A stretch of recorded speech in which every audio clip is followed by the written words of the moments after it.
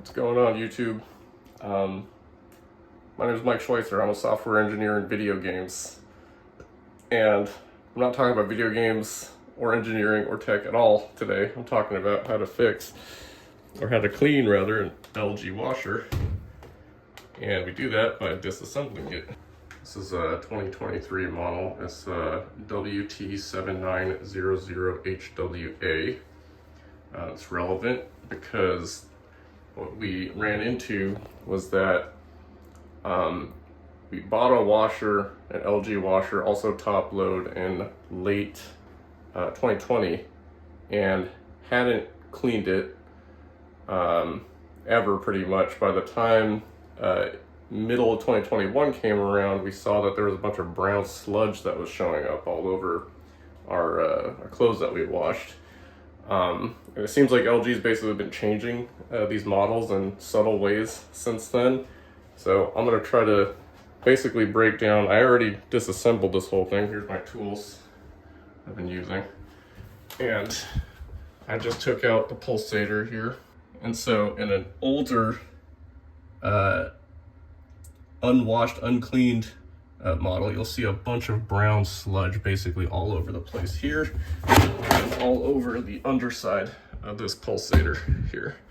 Okay, so what I'm gonna do right now is I'm gonna actually put this back together, and then I'll show you how to effectively take it apart. But you can sort of figure out how to take it apart just by looking at how I put it back together. And there's one crucial step that seems to be different and new, I don't know, in the past couple of years. This part right here, there's a lot of really bad advice on how to open these things up. The problem is, you see these little prongs right here? These actually hold in, so those actually go down here. They actually hold in the cap through tension, right? If you line this up, it basically, it holds in the cap through tension. And so what people were recommending was they're saying, hey, find the little opening. So you see that there's this is a smooth surface, or it's not a smooth surface, but basically a straight line around until you get to this little gap right here, right? You see that I've been, I damaged it a little bit with my screwdriver because I was taking the advice of a bunch of internet videos that I saw. And so the problem is, the recommendation was to put a screwdriver in there and to start prying it up. It's actually really bad advice. You're going to damage your Pulsator mostly. You're actually going to, what's going to end up happening is that you're going to end up damaging these tabs down here that keep the cap down. Because if you try to effectively force the cap up by putting your screwdriver into that little slot, what's going to happen is that you're basically forcing these tabs. You're basically forcing these tabs to pull on this, and then these are going to get warped. And so your whole Pulsator is going to become damaged and not be able to take a cap anymore because these are going to get warped, especially if you do that more than once. So that's the key part that's really different that I had to figure out. I had to figure out that basically there's these holes in the cap. And what you want to do is you effectively want to try to push against these tabs. You want to basically use this hole to push against these tabs. That's how you loosen it up. So you're basically doing a motion like this. I'm gonna push outwards away from the cap. And what that's going to do underneath is it's going to move this tab inward.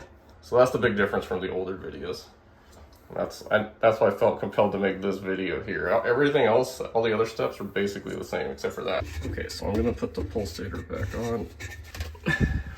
So put that back on.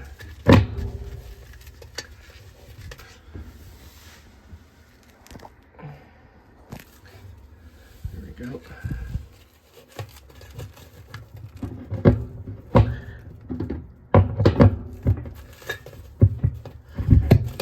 You noticed that there were grooves in the bottom of that Pulsator where the screw goes, and then there's also grooves down here. See, I'll show you.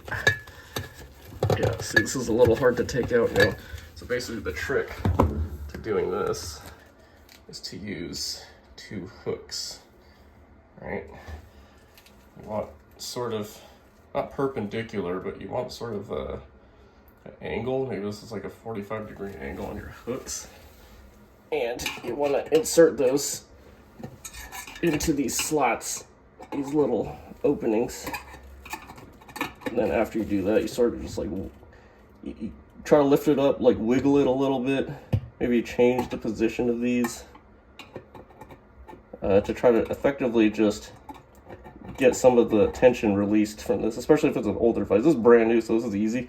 On an older one that's filled with gunk, you're gonna be fighting with the gunk. You're fighting with the seals that are created by the gunk, which is gross. So you're gonna want to just pull it up like this. That. I got this from another video. I'll try to find it and link it. But essentially, you can see that there's grooves underneath that. See that? So from here, this was the part that I got stuck on before. In our old machine, it was so dirty that this was basically stuck. Like no amount of force, no amount of tools, like this thing wouldn't work. Our power wrench, the standard wrench, the manual one, that didn't work. Our machine was so dirty, this was just impossible to open. That was the part I was getting stuck on the most. So if you're in that situation, you basically, I think your only option at that point is to effectively demolition this plastic area. You have to basically like take a demolition screwdriver, or demolition pry bar, crowbar, whatever, and basically destroy this whole thing. That's the only way to get this bolt out if it's really stuck. So I highly recommend you, when you first get your washer, or within at least a couple of months, you go through this process of opening it up and cleaning it out, just so that you release some of the tension there. And don't over tighten this. If you over tighten this, you're going to get screwed.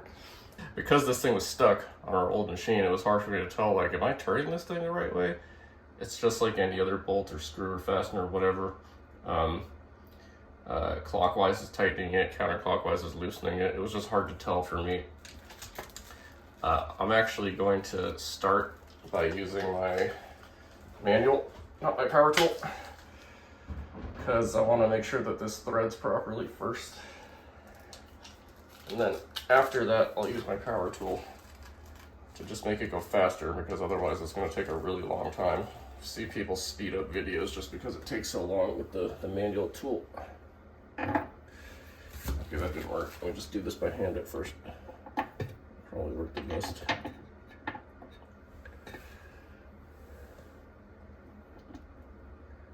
Yeah.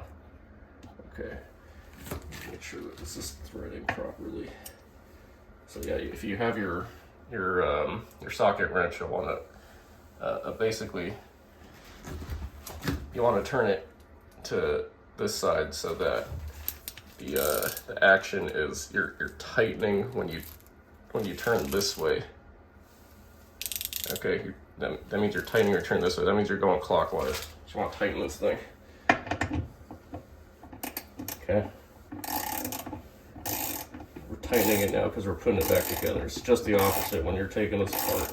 That's all there is to it. And again, if this thing is getting stuck, it's probably because there's a lot of sludge down there. Which is the part that I got stuck on that caused us to have to buy a new machine. Because it was just too stuck and I did not want it. I was not comfortable doing demolition on this whole thing. There were sales going on. It wasn't worth the time. Okay, now that that's in there part of the way, I'm going to go ahead and use my power tool to speed this up. And when you're doing this, when you're opening the thing, you basically just want to use the same technique. Just use a power tool to make it go faster. If you don't have one, it's fine. It just takes a long time if you don't have a power tool for this part. Okay, so now that little like metal jagged washer has been it stopped rotating, so that's good. That means I'm getting closer there. I don't want to over tighten this. That's the main thing. The main thing is do not over tighten this. And it can get over tightened just naturally over time by just building up a lot of sludge. So that's why you'll want to really get ahead of the game to open this up, clean it out periodically. Okay, so I got a little bit of resistance. I'm gonna stop now and go back to my manual.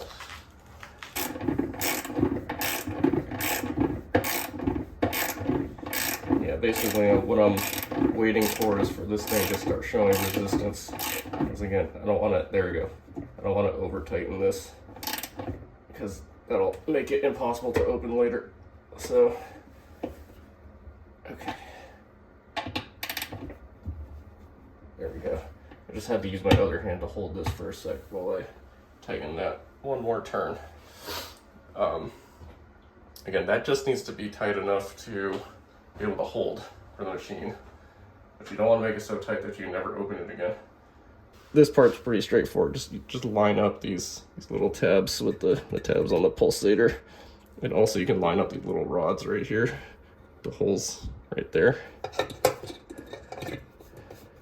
And then just push it. There you go. Okay, so let's talk about tools. The bare minimum tools you'll need are preferably a 1/8 flathead screwdriver, right? That's to basically open the cap up. You can use a 3/16. Anything larger than that though is like a 1/2 inch especially is definitely going to be too big.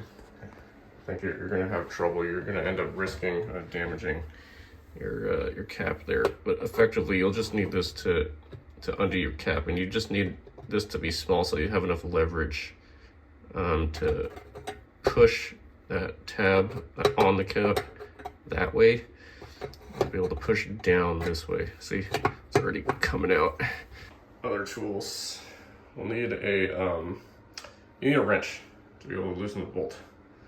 And so the wrench, there's two sizes you need to care about. The size that connects to the actual bolt, that's going to be a number 10 metric. Here we go. This side. Number 10 metric size bolt. And preferably you want to get a socket set that has this like a hex shape here. This has the best grip. There's two other types. One has like tiny little teeth all around it. It's supposed to give it a better grip, but I found that is pretty loose, so it ends up just like damaging the bolt head.